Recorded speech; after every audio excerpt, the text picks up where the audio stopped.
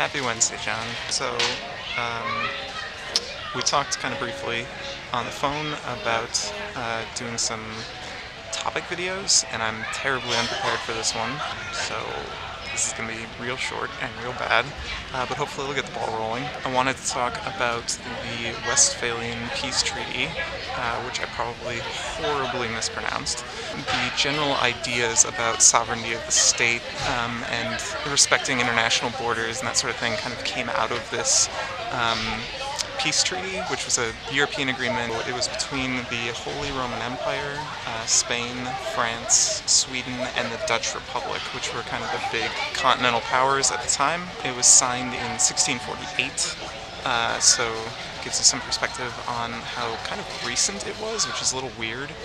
In my mind, I kind of figured it was an older concept than that, and maybe it was, and it just wasn't put down in writing, so to speak. Interesting thing I think that came out of this is that people decided, at least for most purposes, that whatever you did inside your own borders was kind of your own domestic business, and that people shouldn't be interfering with other countries' domestic business, which was, I guess, different than the preceding years wherein everybody just invaded and attacked anybody that they wanted to at any time because they perceived some injustice happening. Fun bit, you were either able to declare your state as a Catholic state, as a Lutheran state, or as a Calvinist state. Another part was that your citizens could effectively choose what religion they wanted to practice, and they were legally required by law to, or by this peace treaty, I guess, to be allowed to practice that.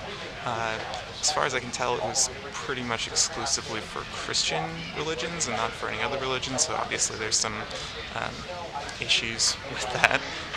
But it was at least a step, I guess, towards religious freedom in some regards. But the state still officially recognized religion as, one particular religion, and that was fine. That was still allowed under the treaty. It was just more that if you weren't that particular religion, you still had a right to practice your own, even if it wasn't the official state religion, which is interesting and important, I think, and probably started the foundation for a lot of other things. But obviously still not ideal in being able to freely practice whatever you believe. I guess I find it interesting that this started so late.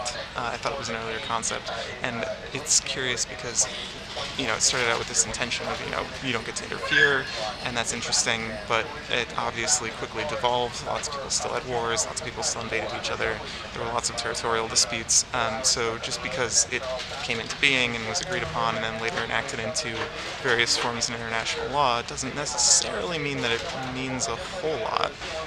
It does at least require you to make a statement against it in declaring your actions to invade another country or to attack someone because of whatever they're doing. So that's something, I guess, and it's definitely better than not being required to justify your actions in any way.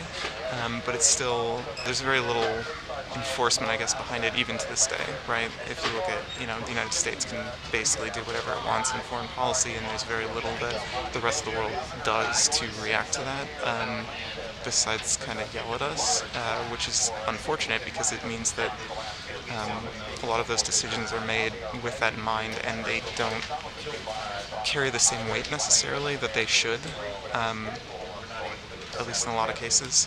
So yeah, I think it's interesting. I think the peace treaty was an interesting first step, but then we never really got to a point where it was really enforced, at least the way that I think it probably should be enforced.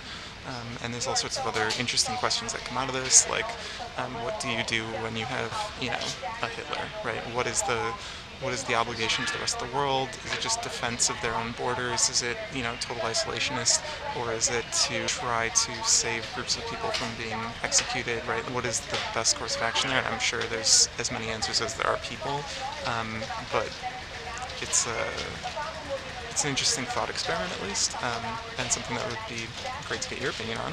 For your next video, if you want to talk about the issues of state sovereignty or the issues of international law and how either they're implemented or in theory would be interesting topics. Hopefully that's given you something to go off of and something to talk about for the next video, and then next time I will have some footage on where I'm traveling to.